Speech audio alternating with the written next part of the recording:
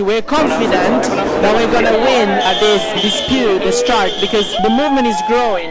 Now there's 6 branches here today. We have Brighton, Ritzy, Hackney, Crouch End, East Dulwich and Central. So this is just the beginning.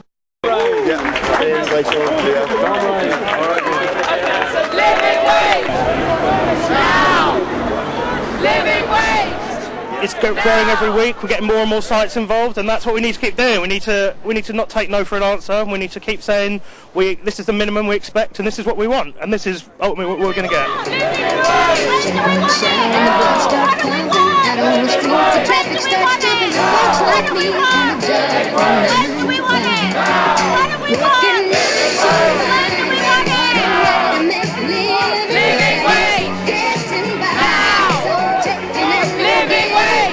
We would really like to just have a negotiation with Picturehouse.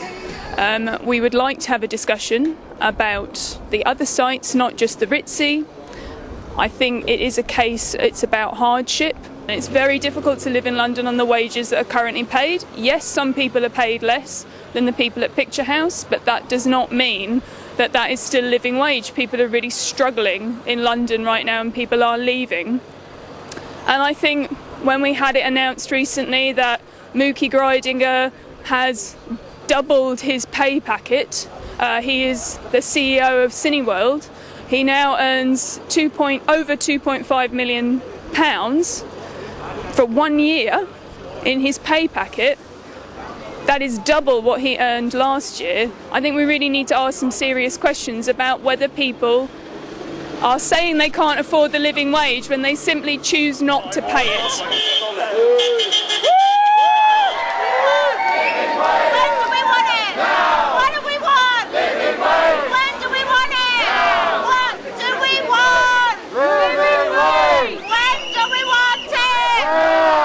Just really inspired by the strike today at the Picture House in East Dulwich. I come to the East Dulwich Picture House all the time, really enjoy it. The staff are so friendly and helpful, and it turns out that they're not even being paid the living wage, which I think is absolutely disgusting given the profits of the bosses and the owners of the Picture House cinema.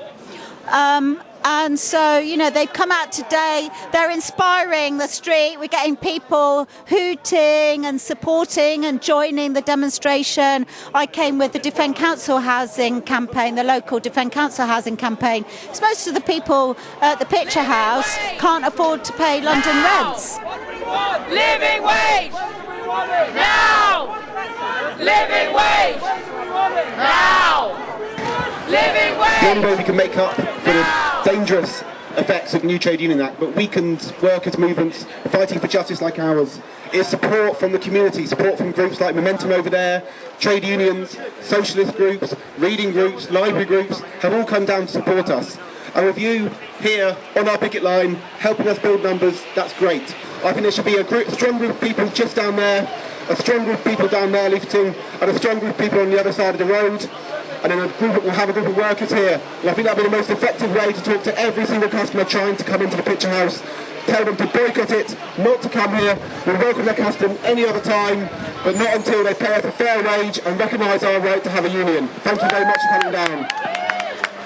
I'm Andrea from Central Picture House. We want to recognition of our own chosen union, which is BECTU, and we don't believe in the union that is chosen by Picture House. Also, we're asking for maternity leave, paternity leave, adoption and sick pay. It's a number of things we're asking for here. It's not just the London living wage. That profit is in £95 million last year alone. We're very determined also because we have the support from the public. A lot of members, they cancelled. I have friends, they have an unlimited car for Cineworld and they all stopped it. They cancelled their membership card because they're in support with us. Also a member of the public, especially in communities like Hackney and Ritzy, they are supporting, they're boycotting the cinema, Cineworld and Picture House both. The whole point of living wage is it's about, you know, being able to survive. It's the minimum that requires to live, and that's just not what we're getting at the moment. And it's having a massive impact on some of our staff who can't afford to pay rent. You know, people having to move back home, move out of London. it's definitely having a damaging effect, and we think it's the minimum requirement. They wouldn't be hiring strikebreakers if they were serious about settling this dispute, and I'm sure it would be costing them a lot more money in training than it would just to settle up with the people who already work for the company.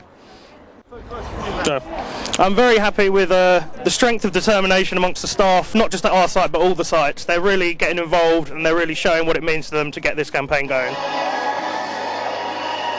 What do we want? Living wage! Now! Living wage! Now!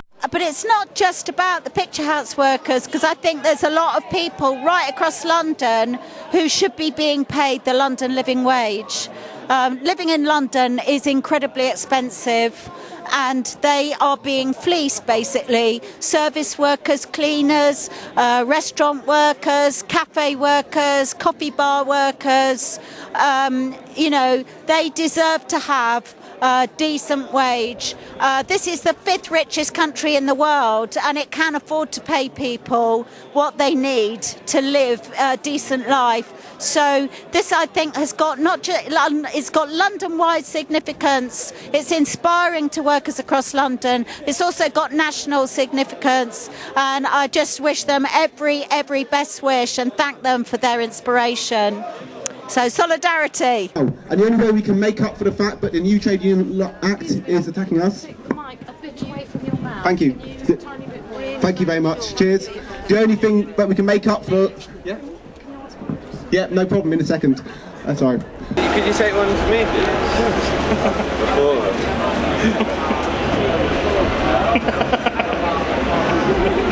Peace. It's all about peace and love.